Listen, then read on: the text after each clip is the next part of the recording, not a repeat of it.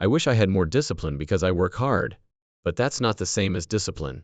I usually work hard to make up for my lack of discipline. Stephen Colbert is a great storyteller and comedian who has won over fans with heart and humor. He's been a regular on late-night TV, known for his witty commentary and sharp humor from his early improv days to hosting The Late Show. He's made millions of fans laugh and are in disbelief following recent events that made everyone talk, even though his humor frequently takes center stage. However, there is much more to Colbert than his jokes. His personal story, opinions, and distinctive approach to politics set him apart. In light of this, join us as we delve into the details and make waves in the late-night world. Let's start at the beginning, though, as Stephen Colbert was the youngest of 11 children born to James. Stephen's father, James William Colbert Jr., was a highly regarded immunologist and a pioneer in academic medicine. His career took the family to places like Washington, D.C., Bethesda, Maryland, and finally Charleston, South Carolina, where they settled in James Island. A dedicated homemaker named Albert, balanced the demands of raising her large family with grace and love. But Stephen's life took a tragic turn on May 13, 1964. The tragic death of his father and two of his brothers, Paul and Peter, in the 1974 Eastern Airlines Flight 212 in Charlotte, North Carolina, when he was just 10 years old, left a void in the family and profoundly affected Stephen's outlook on life. Years later, he told Oprah Winfrey, "I sort of thought that was my secret name, that loss was my name." These words show how deeply the event became a part of his identity. As the youngest, Stephen was left alone with his grieving mother, Lona, who had lost both her husband and two sons, but remained a source of strength for young Stephen. By setting an example of "Am I not bitter?" he shared broken yes, bitter no, and watched his mother endure pain without losing her compassion, teaching him to embrace his own struggles. This contributed to Stephen's resilience and humor after the crash. During these lonely years, Stephen developed his incredible curiosity and wit. He also found a purpose in making his mother laugh. He told Howard Stern that his first attraction to comedy came from wanting to lighten her spirits. "I read a book every day." He once shared how literature became his refuge, describing how birthdays and holidays were marked by stacks of books, and his allowance always went toward his next read. "Do what I do because I wanted to make her happy." He claimed that their relationship became unusually close, almost codependent, as Stephen tried to support and encourage her. Despite this closeness, Lana had faith in her youngest child, saying, "I don't know why, but I'm not worried about you." Stephen mockingly recalled this as foolish and irresponsible parenting. Speaking of which, did you know that as a child, Stephen had dreamed of becoming a marine biologist, but his dreams were derailed by unforeseen challenges? The operation ended his dream, but it didn't take away his humor or his curiosity. Instead of focusing on what he lost, Stephen turned his attention to other passions. His playful spirit even turned his dream upside down. He was fascinated by the ocean and all its mysteries, but that dream was cut short after a botched operation on a perforated eardrum left him deaf in his right ear. He had this weird tumor as a kid, and they scooped it out with a melon baler. Though Stephen suffered unfathomable loss as a child, it wasn't until college that the full weight of his grief hit him.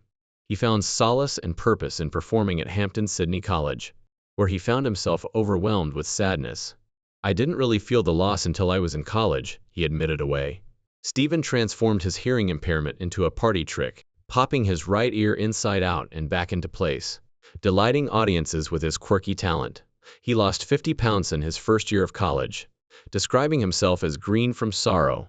But in his darkest moments, Stephen found a glimmer of light: acting. Playing in college plays gave him joy and a sense of purpose. You'd be crazy not to take that as a hint. He later stated that acting is the only thing you work hard at, because it gave him a way to connect with people and channel his emotions, which began his journey into comedy. The story of Stephen Colbert is one of tenacity, heart, and humor. Did you know that his first experience with theater wasn't just about acting? It was also like therapy, a healing outlet for young Colbert after a difficult couple of years in college. And late-night television. The boy who used to read stacks of books alone and practice silly tricks with his ear grew into a man who used humor to bring people together, whether it was cheering up his mother or entertaining millions on television. In an interview with Jude Apatow, Colbert stated that for someone who had bottled up so much grief from his past, this was a chance to let it all out. He has always been open about how this shaped him, His ability to laugh in the face of hardship often makes him the punchline. He joked to GQ that while studying drama at the university, he discovered Stanislavski and Meisner techniques that required him to tap into his emotions and share his pain with others. It was therapy as much as it was any. Colbert, who has strong Catholic roots, once struggled with his faith after college when he was living in Chicago. He described it as losing faith in God and feeling a profound grief over it. This mindset was like sipping little bits of arsenic, so that you can't be poisoned by the rest of your discomfort. It's clearly a defense mechanism, but it's one that's carried him through life's challenges. But then something amazing happened. One chilly day, as he was strolling down the street, a stranger gave him a small green New Testament. Out of curiosity or maybe desperation, he opened it and discovered verses for coping with anxiety. One passage lifted the heavy burden he had been carrying for the first time, and I realized the true meaning of the phrase. He said that moment rekindled his faith, changing his life forever. He now freely expresses his love of religion, attributing that chance encounter with saving him during a difficult period. And speaking of that, Colbert's relationship with grief has changed over the years. He told old Playboy that he must accept the existence of grief, because if he tries to ignore it, it will be like a wolf at your door. He carried scars from losing his father and 2 brothers in a plane crash for a long time. But he didn't fully face the pain until he was in college, when the weight of their absence hit him hard. He later reflected that grief is something you can't avoid, played a significant part in helping him comprehend this. Following the crash, she concentrated on teaching her son to be grateful, and that even suffering can be a gift. She taught me that the deliverance God provides from suffering is not a lack of pain, but rather that the suffering is a gift. He claimed that perspective would help Colbert deal with future losses, such as the death of his mother in 2013, when Lana Kohler died at the age of 92. When he returned from the Colbert Report to be with her, he acted inappropriately. Give a heartfelt homage when you watch this show. And if you like me, it's because of my mother. He said he remembered her as a loving and fun woman who had trained to be an actress herself. And despite her own grief, she raised her kids with the strength and joy that Stephen still possesses today. As a result, Stephen Colbert's life and career have always been about finding purpose in comedy and politics. After 11 seasons of The Country was moving past its cycles of anger and fear, he told GQ, but after joining The Late Show, he realized how wrong he was. The political climate, especially after Donald Trump's election, brought new challenges that required his sharp wit and fearless approach.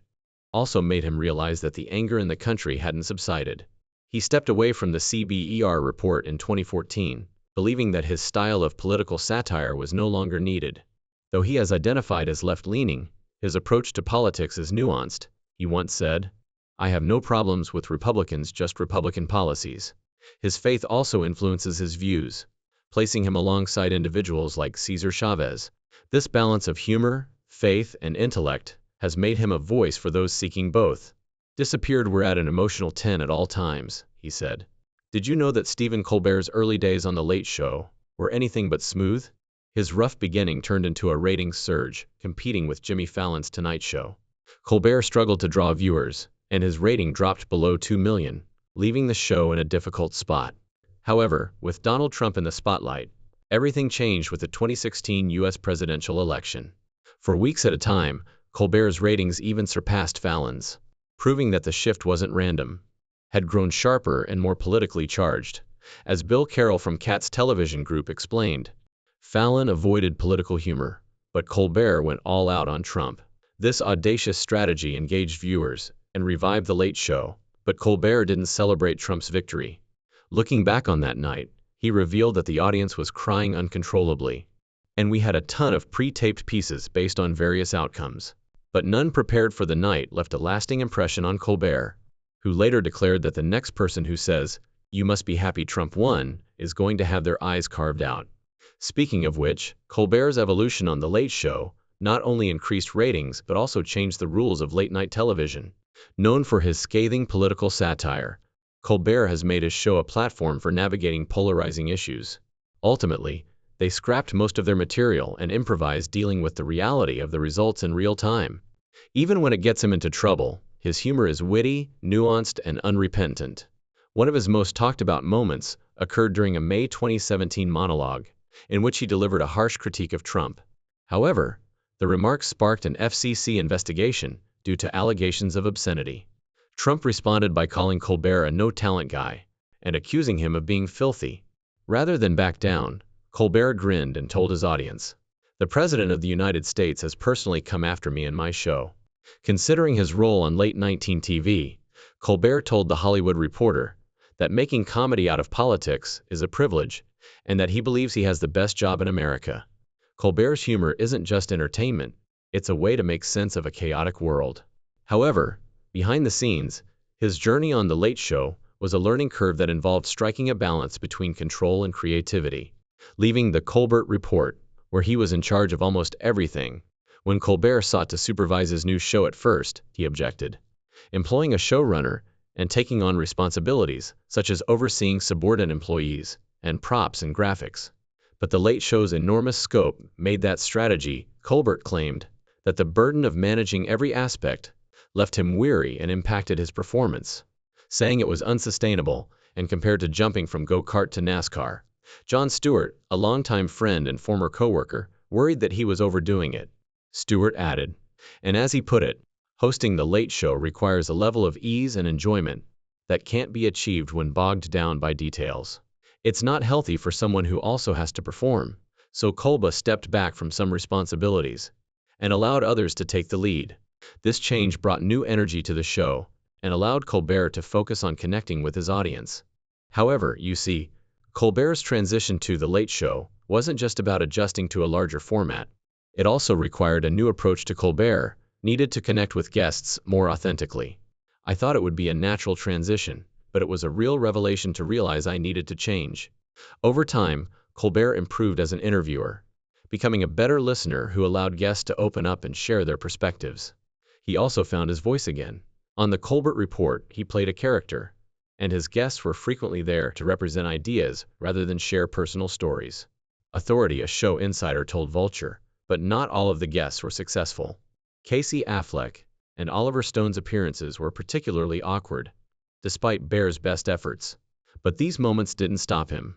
Rather, they emphasized his development as a host and his capacity to adjust. Colbert's keen political insight and willingness to change have made The Late Show stand out in the crowded field of late-night television. But what about his personal love life? He was at a crossroads in 1990 when his ex-girlfriend gave him a directive to commit fully or move on. Uncertain of what to do, Stephen turned to his mother Lorna for advice, and her statement, "If you don't know it's not right," was profound and straightforward. That same evening, fate took over at the Charleston Spoleto Festival, where Stephen attended the premiere of Hydrogen Jukebox. As he stood in the lobby, he noticed a woman across the room, and for Stephen, it was love at first sight. I thought that one right there when he walked in and saw this woman. He remembered Evelyn McGee, the woman he saw that night, and she would become his wife a few years later. What's even more amazing about their story is how quickly they clicked. Stephen and Evelyn talked all night long, and his mother later joked that she didn't see him again that evening. They soon found out they had grown up in the same town, had friends in common, and had a connection that was immediate. Since their 1993 wedding, Evelyn has been a constant source of love and support. So, in addition to being Stephen's life partner, she has also starred with him in films like Strangers with Candy. The couple currently resides in Montclair, New Jersey, with their 3 children, Meline, Peter, and John. Although Stephen's fame has grown over the years, his personal life is still grounded. He is a loving family man in Montclair, who is more than just a celebrity.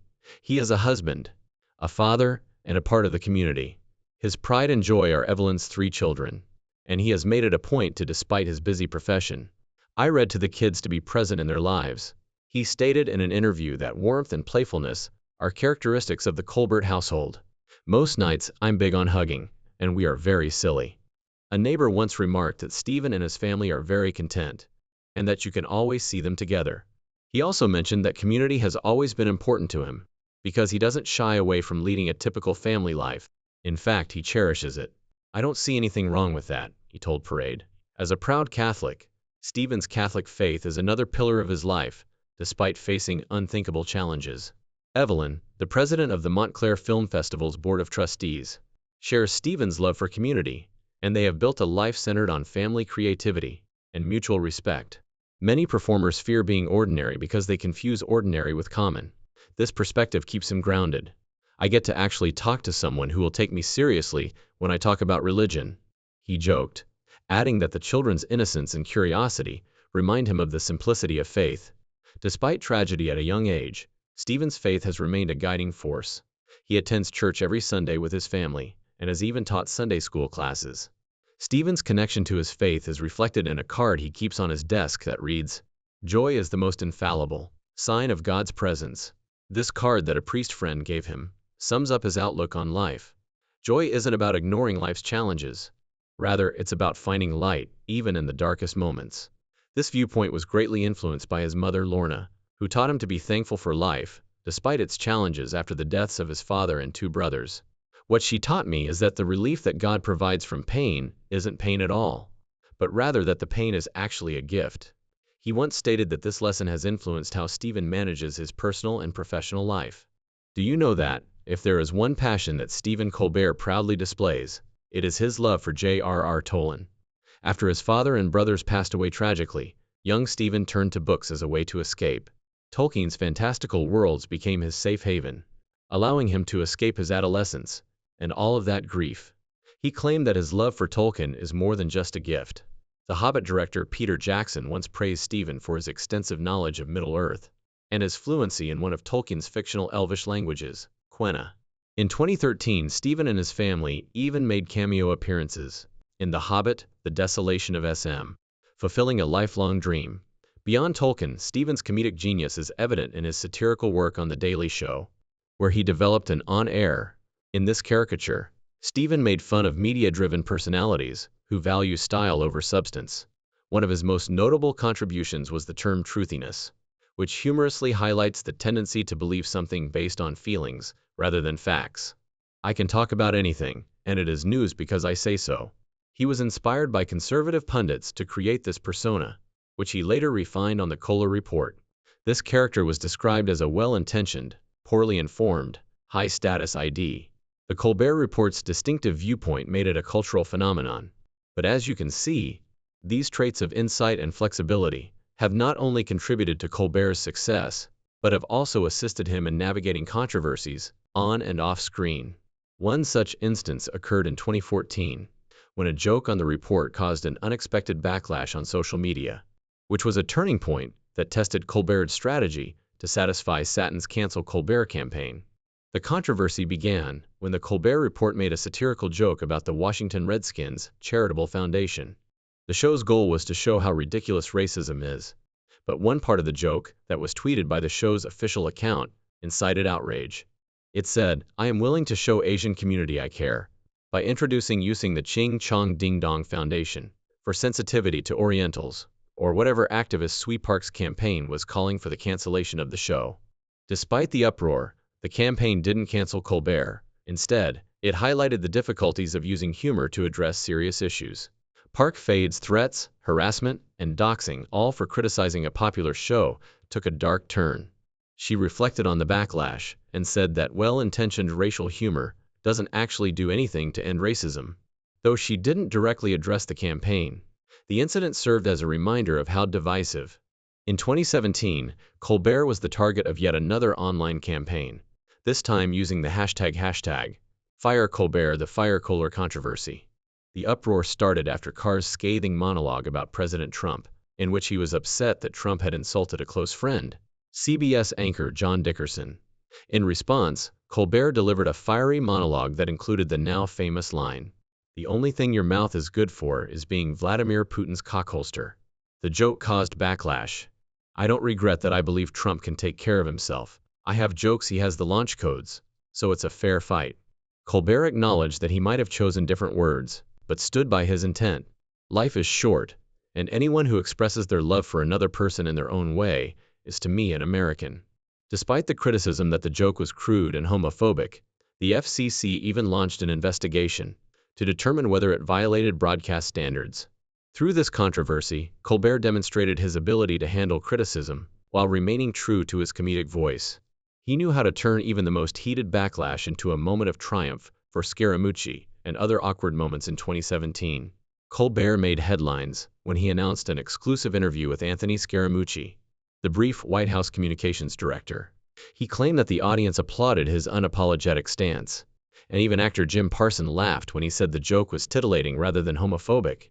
While it was embarrassing, Colbert handled the situation with humor, brushing off the misstep. It was a reminder that even the biggest stars can face unexpected hiccups. But not all of Colbert's awkward moments were as bad as this.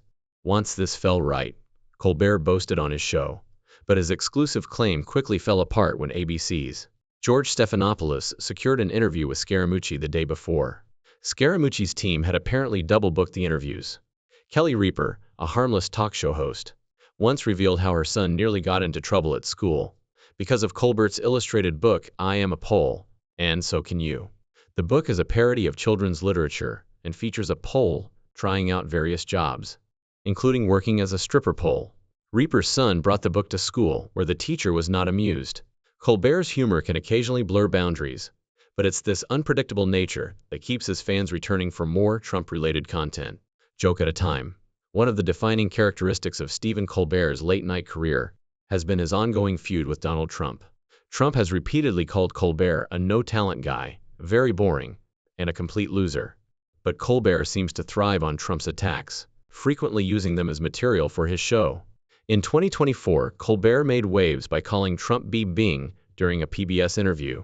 Trump swiftly fired back on Truth Social, accusing Colbert of being unfunny and overpaid.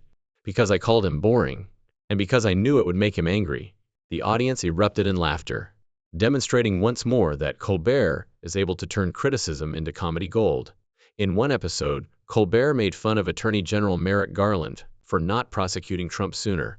Are you sorry you didn't speed up those Trump trials now, you schmuck? He asked. Despite the political unrest, Colbert has made a distinction regarding Trump's youngest son. Barron stated that he is only a child. This considerate boundary demonstrates Colonel Barron's ability to strike a balance between scathing satire and empathy, demonstrating that while nothing about Trump is off limits, there are still boundaries he won't cross. Whether he faces political backlash online or makes unanticipated mistakes, he stays true to his distinct brand of humor, transforming even the most trying circumstances into moments of what do you think about the heated exchange between Trump and Colbert? Do you think it's scathing political satire or just amusing late-night drama? Please share your thoughts in the comments section below. Also, don't forget to like, subscribe, and click the notification bell for more intriguing stories.